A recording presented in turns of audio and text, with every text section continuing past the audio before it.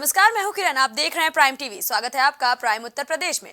भगवान राम की प्राण प्रतिष्ठा से बनाए गए माहौल और मोदी की गारंटी अभियान के सहारे भाजपा चुनाव में 400 पार के लक्ष्य को हासिल करने के लिए जातिगत समीकरणों को लेकर भी सजग नजर आ रही है। इसी कड़ी में आज अनुसूचित मोर्चा राष्ट्रीय सम्मेलन आयोजित होना है। इस बात का संकेत साफ है कि अब भाजपा की नजर किधर है। सम्मेलन में भाजपा के राष्ट्रीय अध्यक्ष जेपी नड्डा, यूपी के सीएम योगी और दलित वोट बैंक को साधने के लिए तमाम कार्यकर्ता पहुंचने वाले हैं। राष्ट्रीय अनुसूचित मोर्चा के अधिवेशन के लिए आगरा को चुने जाने के पीछे अहम कारण माना जा रहा है। आगरा से बाबा साहब डॉक्टर भीमराव अंबेडकर का सीधा कनेक्शन रहा है, तो यूपी की दलित राजनीति में आगरा का हमेशा से अहम रोल रहा है। आयोजन के लिए शहर के सबसे बड़े कोठी मीना बाजार मैदान को चुना गया है। आपको बता दें कि प्रदेश सरकार में राज्य मंत्री असीम अरुण का इस बाबत कहना है कि अनुसूचित जाति का महासम्मेलन आयोजित करने के लिए 2 नागपुर और आगरा 2 विकल्प चुने गए थे, लेकिन आगरा को ही इन दोनों में से चुना गया। उत्तर क्षेत्र में आगरा को दलित राजधानी के रूप में जाना जाता है और यही वजह है कि उन्हें साधने के लिए आगरा को ही चुना गया।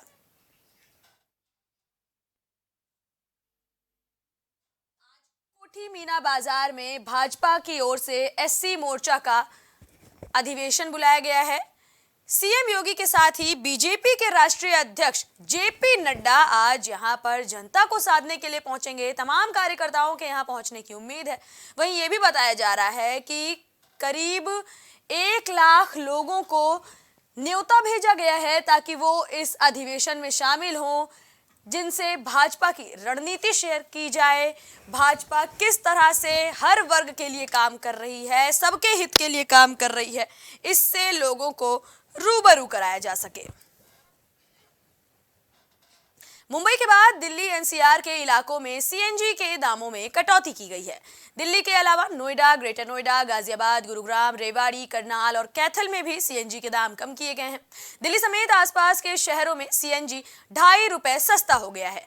दिल्ली में सीएनजी का नया रेट 74 रुपए 9 पैसे प्रति किलो, नोएडा गाजियाबाद में 78 रुपए 70 पैसे और गुरुग्राम में 82 रुपए 12 पैसे प्रति किलो होगा।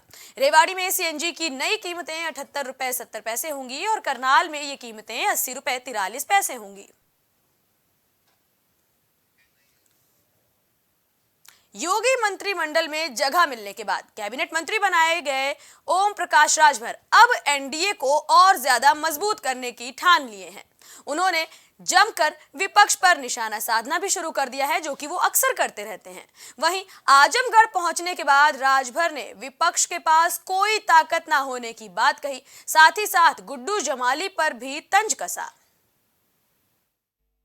देखिए, आज कार्यक्रम अहमदाबाद में भारतीय समाज पार्टी द्वारा अतिदलित सम्मेलन है। उसी सम्मेलन में शिरकत करने के लिए हम लोग जा रहे हैं। ये पूर्वांचल की धरती इस तरीके का चैलेंज था जो की थी, इसको लेके भी तो कई चीजें। देखिए, पूर्वांचल की धरती पर हम एनडीए के साथ हैं। एनडीए चुनाव जीतेगा, कोई मुकाबला नहीं है। विपक्ष के पास कोई ताकत नहीं है कि वो लड़ाई लड़ पावे। अखिलेश जी को क्या जवाब है, जो खासतौर पे अभी तक तो यहाँ आजमगढ़ से भी नहीं फाइनल हुआ और जिस तरीके से पूर्वांचल की सीटों की बात। देखिए, वो उनका विषय है, वो उनकी पार्टी है, वो अपने पार्टी के मालिक हैं। हम लोग एनडीए में हैं, हम लोग एनडीए की बात करते हैं। हम लोग गरीब, कमजोर, पिछड़े, दलित, वंचित, शोषित, अल्पसंख्यक को रोटी, कपड़ा, मकान, शिक्षा, दवाई की बात करते हैं। उनका अपना काम है, हम लोगों का अपना काम है। बांदा कोतवाली क्षेत्र के सतन्याव गांव में फूड पॉइजनिंग की वजह से एक ही परिवार के करीब 6 लोग बीमार पड़ गए। वहीं एक 5 साल के बच्चे की मौत होने की खबर भी सामने आई है। बताया जा रहा है कि पूरा परिवार शादी समारोह में खाना खाने गया था और रात में सभी को उल्टी और दस्त शुरू हो गई और सभी की हालत बिगड़ने लगी, जिसके बाद इन सभी को अस्पताल पहुंचाया गया, लेकिन इनमें से एक बच्चे को डॉक्टर्स ने मृत घोषित कर दिया। बस्ती सदर शत्रुघ्न पाठक, सीओसीटी विनय चौहान की मौजूदगी में फ्लैग मार्च निकाला गया। इस दौरान कोतवाली चंदन कुमार सहित भारी संख्या में सीआईएसएफ के जवान भी मौजूद रहे। आपको बता दें कि बस्ती जिले के सिविल लाइन में ये फ्लैग मार्च शुरू हुआ, जो जिले के गांधी नगर से होते हुए रोडवेज पर जाकर खत्म हुआ। एसपी ओपी सिंह ने इस दौरान कहा कि लोकसभा चुनाव के मद्देनजर ये फ्लैग मार्च निकाला गया है ताकि जांच पड़ताल जिले की होती रहे। ग्रामीण क्षेत्र में पूरा जो पैरामिलिट्री फोर्स रात्रि में बाहर से आई हुई है, उच्चाधिकारियों के निर्देश के अनुक्रम में पूरी की पूरी पैरामिलिट्री फोर्स की एक कंपनी है, उसके साथ सिविल पुलिस का कंपोनेंट है, आपके पुलिस और प्रशासनिक विभाग के अधिकारी हैं, मैं स्वयं भी हूँ। ये सारे लोग मिल कर के एरिया डोमिनेशन की कार्रवाई कर रहे हैं।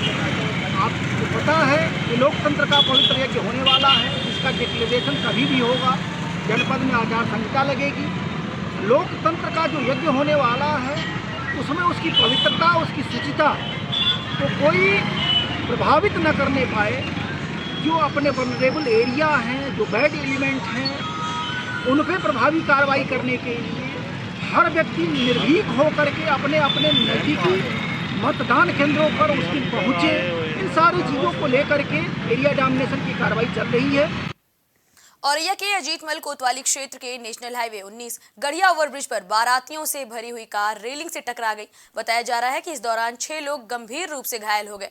वहीं अजीतमल सीएचसी पहुंचाए गए डॉक्टरों ने इस दौरान घायल हुए 3 लोगों को सैफई के लिए रेफर कर दिया। हमारे पास अभी आया था ये केस 3:30 बजे के आसपास, जिसमें से 6 लोग घायल थे।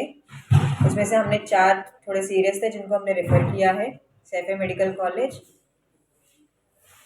और उनमें से बाकी 2 का हमने जो इमरजेंसी ट्रीटमेंट होता है, बाकी सबको इमरजेंसी ट्रीटमेंट दिया, लेकिन 2 का जो नॉर्मल ट्रीटमेंट है वो करके उनको घर पे भेज दिया है, मेडिसिन देके। बाकी हमने 4 रेफर कर दिए हैं।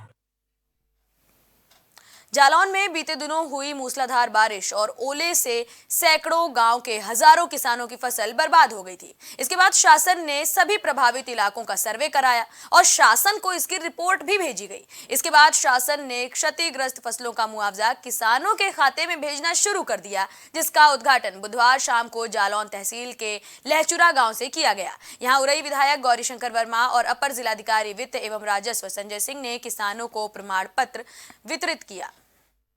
आज तो 3 मार्च को बारिश और ओलावृष्टि से काफ़ी फसलों का नुकसान हुआ था। इस संदर्भ में जो शासन के निर्देश थे उसके अनुसार और जिलाधिकारी महोदय के निर्देश के अनुसार सारा सर्वे कराकर सबका डेटा फीड करके और कृषकों को त्वरित सहायता प्रदान की जा रही है। आज इस सहायता का शुभारंभ माननीय विधायक जी जो हैं उनके कर कमलों से किया गया है। अब ये कार्यक्रम लगातार जारी रहेगा और सभी कृषकों को धनराशि का अंतरण उनके खाते में यथाशीघ्र कर दिया जाएगा। सर, कितने लोगों को आज ये किसानों को कितना वितरण किया गया? आज माननीय विधायक जी के हाथों से हमने यहाँ पर 6 लोगों को बंटवाया है। वैसे आज कुल 1352 लोगों को खाते में धनराशि ट्रांसफर की गई है और जो भी कृषक इसके बाद रह गए हैं उनको भी खाते में धनराशि 1 या 2 दिन में हम लोग ट्रांसफर कर देंगे। Thank you sir. हमको पूर्व में बड़ी खुशी बात है, मोदी ने यूपी में योगदान अच्छा दिया है जी, तत्काल मुआवजा दिया है। मटर वगैरह सारी चीज़ें खराब। किसके द्वारा आपको दिया गया है? SDM साहब के द्वारा और तुम्हारे विधायक जी के द्वारा। कैसा लग रहा है आपको? सही लग रहा है। औरैया के बिधुना तहसील क्षेत्र में पहुंचे वर्तमान सांसद और कन्नौज सांसद प्रत्याशी सुब्रत पाठक ने पीएम और सीएम का आभार जताया। वहीं सपा के राष्ट्रीय अध्यक्ष अखिलेश यादव पर जमकर निशाना साधते हुए पीएम मोदी के तीसरी बार प्रधानमंत्री बनने की बात भी कही। आरोप तो अखिलेश यादव जी के ऊपर है, नीरज मिश्रा की हत्या का। आज तक उसका सर नहीं मिला है और अखिलेश जी अगर चुनाव में लड़ने आते हैं तो उनसे सर जरूर मांगेंगे हम लोग। किस बात पे लेके हुआ था ये सब? 2004 में नीरज मिश्रा की बूथ लूटने के दौरान उस समय वो बूथ हमारे बूथ का अध्यक्ष था और उसको फिर पकड़ के उसकी हत्या की गई और उसका सर काट के ले जाया गया। उससे सरकटी लाश मिली थी। मुद्दा सदन में भी गूंजा था। देश के उस समय पूर्व प्रधानमंत्री अटल बिहारी वाजपेयी ने इस मुद्दे को सदन में भी रखा था। बड़ा मुद्दा है और मुद्दा तो उठेगा ही। फिलहाल प्राइम उत्तर प्रदेश में इतना ही। देश दुनिया से जुड़ी तमाम खबरों के लिए देखते रहिए प्राइम टीवी।